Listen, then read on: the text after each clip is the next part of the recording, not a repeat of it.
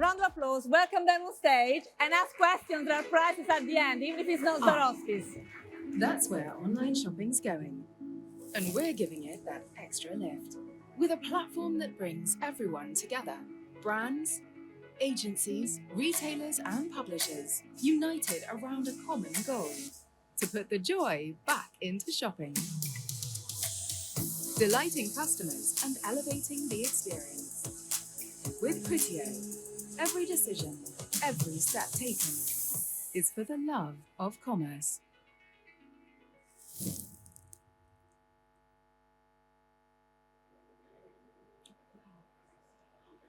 Well, thank you, everyone. So as I was warmly introduced, I'm Nicole Kivel. I'm the Managing Director for Criteo UK. And for everyone that's not familiar with Criteo, we are the global leaders and innovators when it comes to all things commerce media.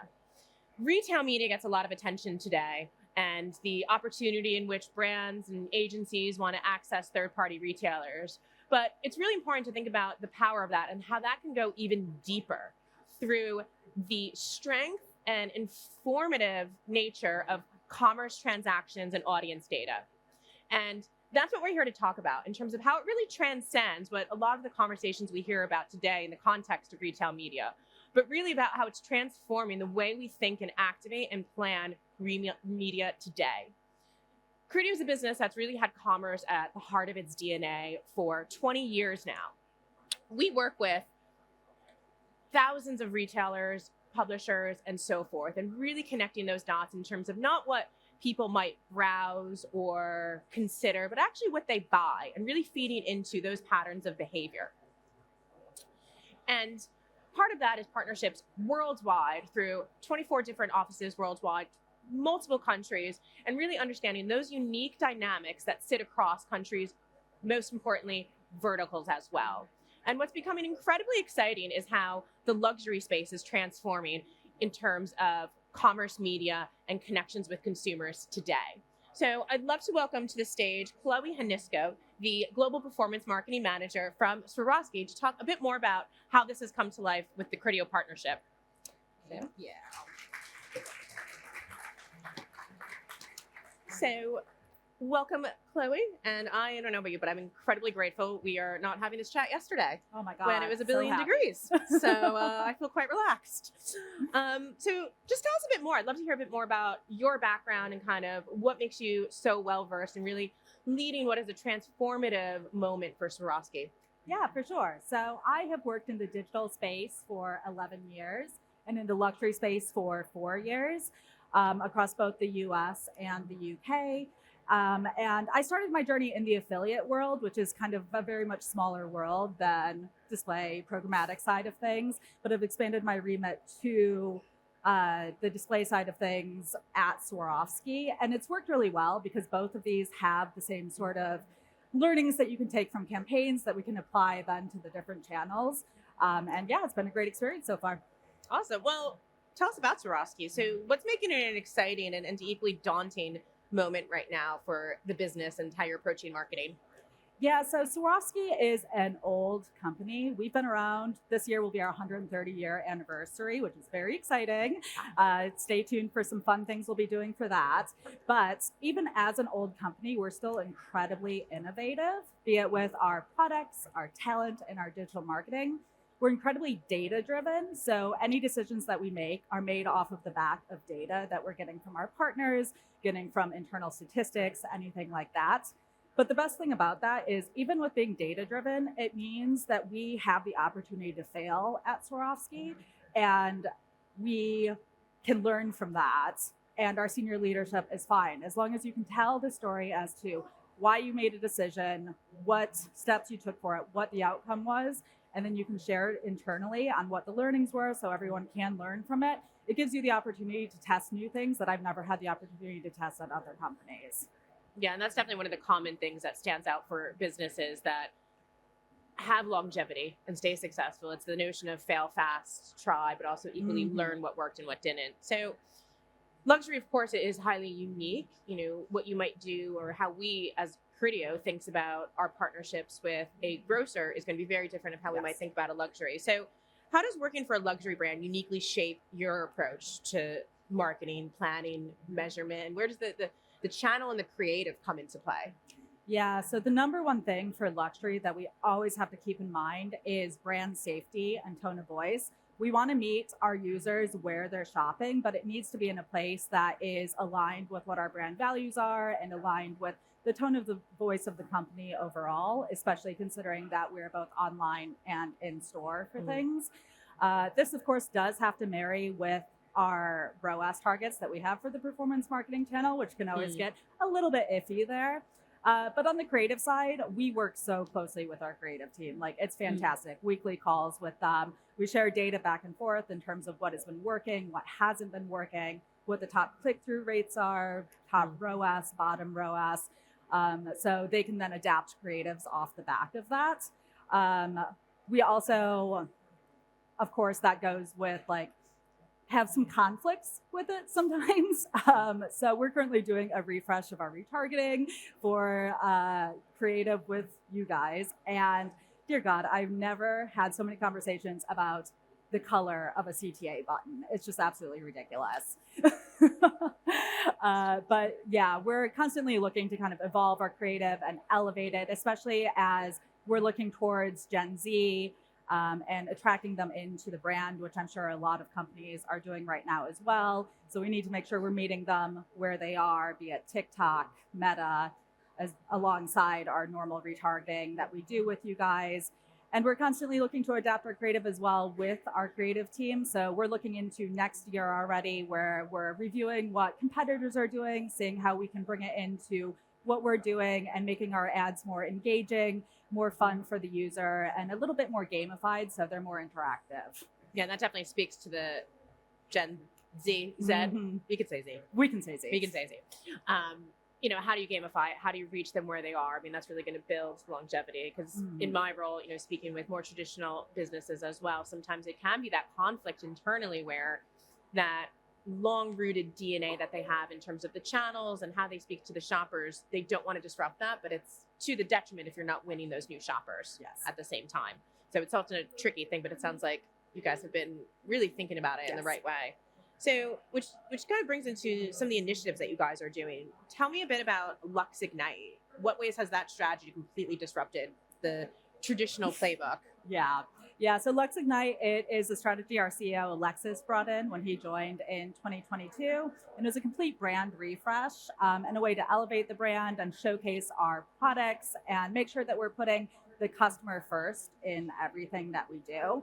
So that means going omni-channel. And as being part of the performance marketing team, we were all digital all the time. So obviously thinking about the omni-channel side of things has definitely been a disruptor for us. We're good with the creatives. We talk to the creative teams all the time. We have the elevation side of that.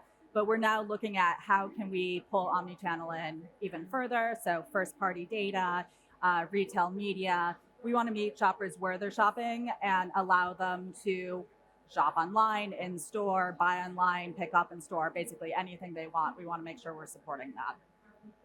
Yeah, it sounds powerful. Again, the shoppers, they're changing, they're everywhere. And how do you connect the dots? And again, it's solving for that fragmentation thing, which everyone loves to talk about. So that then brings us and touches on it. Okay, so how is that changing, or how about you thinking about the purchase funnel and that shopping journey?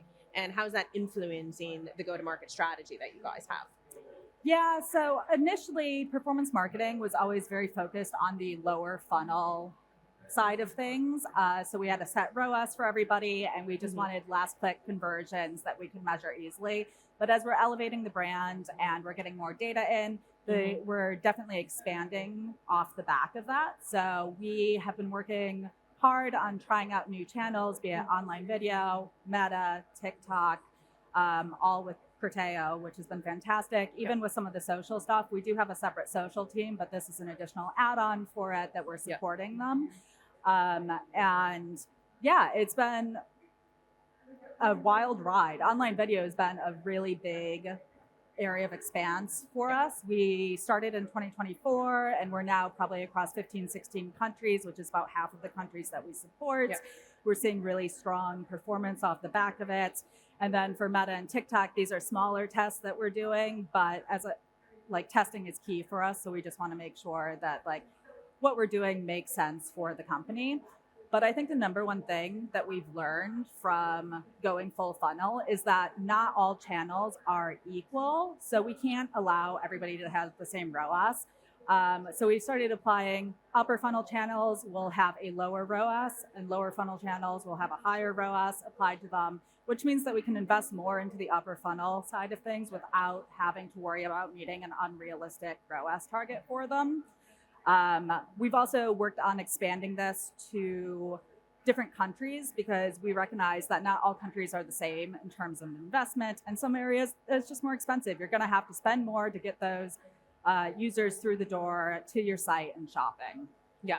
Well, which is also smart because a lot of people want that same high ROAS upper funnel as well, but it's how do you balance and connect those dots, which some of the work that we're doing in terms of customer acquisition, identifying that upper funnel, but then equally making sure that performance at the over, because it's about that full journey. Yeah. If you're only reaching the shoppers that you're already reaching, that's not going to be additive to the experience.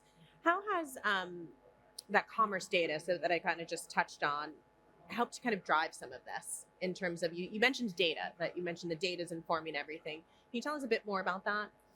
Yeah, so I mean, it's very much we're looking at where people are shopping, what they are converting with. So a lot of the data we use goes back to the creative side of things.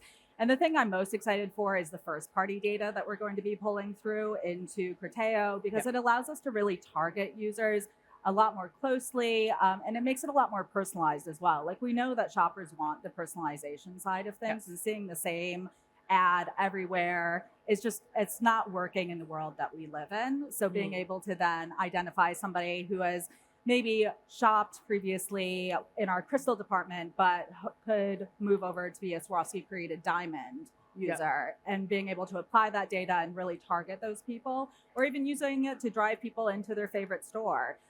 It's something that we are hopefully launching in like a month. Perfect. Which kind of goes back to the point on creative, because a lot of traditional luxury businesses aren't necessarily thinking that it's the same tried and true creative that they hold near and dear. So it's quite remarkable to see that balance in such a traditional business that you said. So what do you think every marketer could take away? So if any words of wisdom or advice or challenges back to the headphoned audience here. I will say the same thing that I say in any talk that I do. It's test, test, test. There's always room for improvement in your strategy, but you're never going to improve what you're doing if you're not testing and learning from it. So we did a test with Criteo semi-recently in the Japan market, where we had 50% of the population got our normal Criteo retargeting ads, 50% of the population got our bestsellers. And we saw a significant decrease in KPIs for just our bestsellers, which I think you and I both know. Like, are we surprised that the Criteo engine knows what people want to see and want to click through on?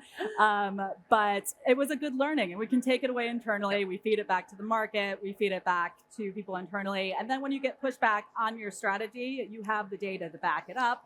And you can say, we've already tried it, or we can try it again, but this is likely going to be what the outcome is. And I mean, we do tons of testing with you guys. We got some stuff coming up in Q3 that we'll be testing with you guys. And I have to say, Criteo team, fantastic. You guys really work with our analytics team to set up the testing environment, identify who we want to target, and then providing really strong reporting after the fact. So love it.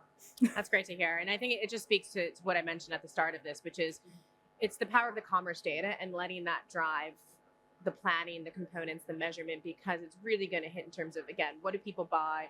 What are they going to buy next? And highly predictive. So fantastic. Normally I would go to questions on the audience, but I don't think anyone can talk. So well, you can come find us afterwards. Please come find us if there's any questions about Swarovski, Criteo, performance media, or the history of Generation Z versus Generation Z. anything. Just don't ask me for a discount. Awesome. Well, thank you so much, Chloe. Thank you.